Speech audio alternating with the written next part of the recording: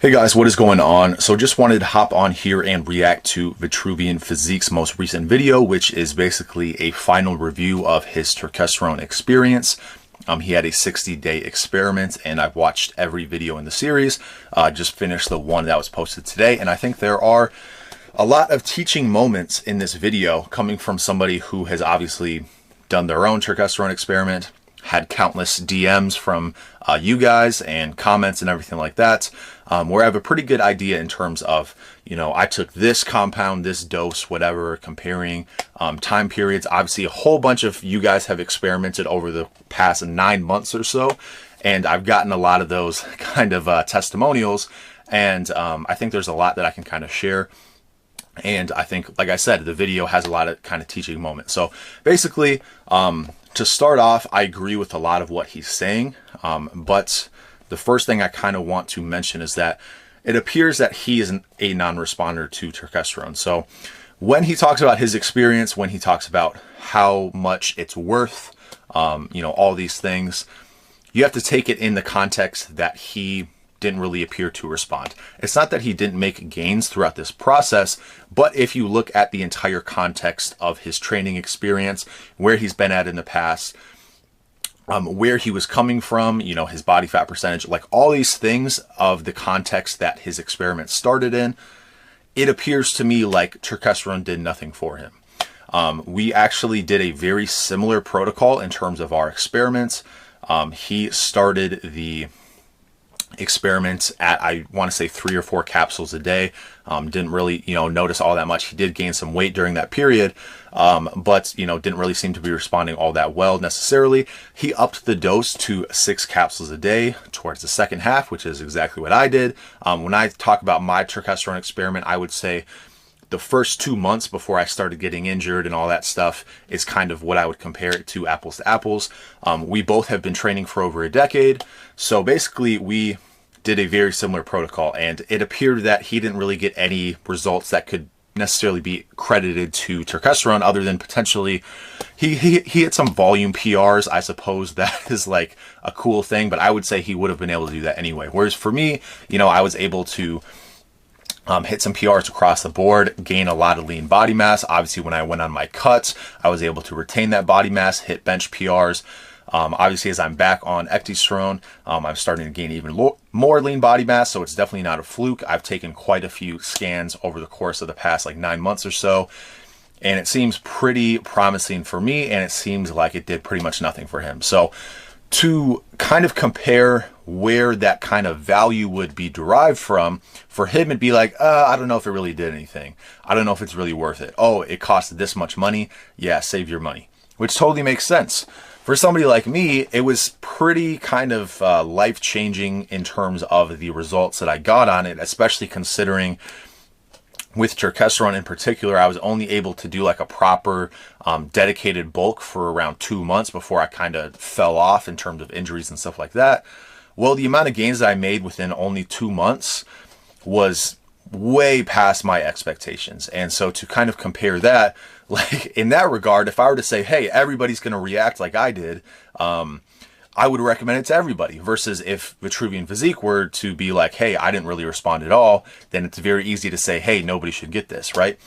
The reality lies somewhere in the middle, because there are going to be variances in how people respond, right?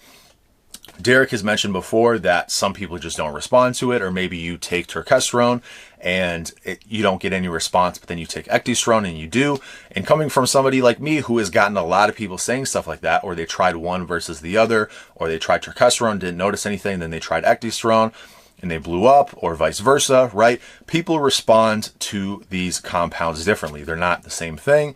And some people in general might not respond to either, to be honest. I don't really know if I've heard of any cases like that for people who have given a fair shot at both Turkesterone and Ecdysterone and haven't responded, but I'm sure there are people out there who are like that. But anyway, the point is that what is considered worth it is completely relative to your response, as well as he kind of goes into a tangent of, if your diet and training isn't on point, if you're not really into fitness, if you're not making like 100 grand a year, you shouldn't take this stuff. And I think that's absolutely ridiculous. That's probably the point that I disagree with the most.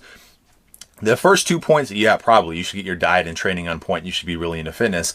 But I make nothing close to 100 grand, guys. And for me, it was 1,000% worth it. If I were in his situation and I got the same gains that he got, well, I would say absolutely it wouldn't have been worth it. So it depends on your response. So that's kind of the main takeaway of that. Now, the major thing is that it seems like Turkesterone has kind of the highest ceiling in terms of potentially strength gains, muscle mass gains, stuff like that relative to Ecdysterone. It seems like people get the overall best results on Turkesterone, but it seems like it's much more hit or miss. I've said this a lot of times in the comments. I'm not sure if I've really ever said it in a video, but it seems like Turkesterone, for those who it works for, it works very, very well. And for those who it doesn't work for, it's like, wow, this is a really expensive experiment that didn't work, right? Ecdysterone seems to kind of be that middle ground where it doesn't necessarily have the same overall results. It seems most people, if they get really good results on Terk, are not going to get the same results on Ecdysterone. That being said, the percentage of people who respond to Ecdysterone, especially at lower doses is very significant. So you would basically, like for somebody like me, if I would have only stuck to 4 Terk capsules per day, I might not have noticed anything, whereas I had to bump it up to 6. So that not only was a very high dose, but it was very expensive. So if you were to do a similar thing and you were trying to conserve money, you could potentially go and buy Ecdysterone, do a lower dose, and you might not see the same results as you would on like 6 caps of Terk, but you probably see more results on a lower dose of Ecdy than I would have on like 4 caps of Terk, for example. So it seems like it's much more of kind of this linear progression in terms of the more you take, and that's the more results you're going to get, basically. Like, it is a dose dependent response, it seems to be, and it also seems like that is the case at lower doses as well, where it seems like Turkesterone, it kind of doesn't really kick in until you get to a higher dose, and that can get obviously very expensive. So that's why I think Ecdysterone is probably the product I would recommend for the majority of people. But obviously, again, I think Turkesterone is overall a better product if money is not, an issue, which I know that is for a lot of people. And in that instance, it's probably just better off to try Ecdysterone first. And maybe if you don't respond to Ecdysterone and you want to try Turkesterone, maybe try that later. But in terms of like being, he talks about like 20-year-old kids taking it and stuff. It's like, I've been saying this the whole time, guys. Like, if you're still growing, if you don't have very much money, if you're going to buy 1 or 2 bottles of Terk, like, just buy food, guys. You don't need to spend your money on something that expensive. If you're still growing, you don't know if you're going to respond to it. I think Ecdysterone is a much better alternative because you could potentially buy like 1 bottle and that could last you like the full month, and it could actually yield you results. Whereas if you were to stretch 1 bottle of Terk over the course of a month, you're probably not going to see anything, regardless of if you're a responder to it or not. So just kind of wanted to make that point. I think Ecdysterone is overall the kind of more promising thing for the majority of people, but Turkesterone, like I said, does appear to have a higher ceiling. So, as you guys know, if you've been following my channel, Derek is coming out with his own Ecdysterone, which is complex in the same way that the Turkesterone is. That is coming out very soon. It is the first link in my description. It is not live yet, but obviously that would be a very good opportunity when that does become available. I'm hoping it doesn't get as hyped as Turkesterone. As of now, I don't think Derek has mentioned the actual site yet.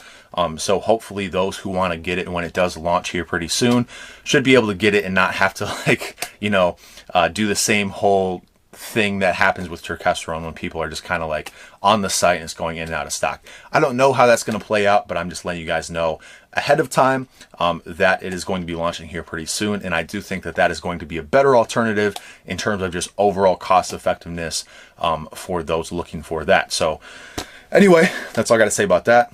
I'll keep you updated and I'll talk to you soon.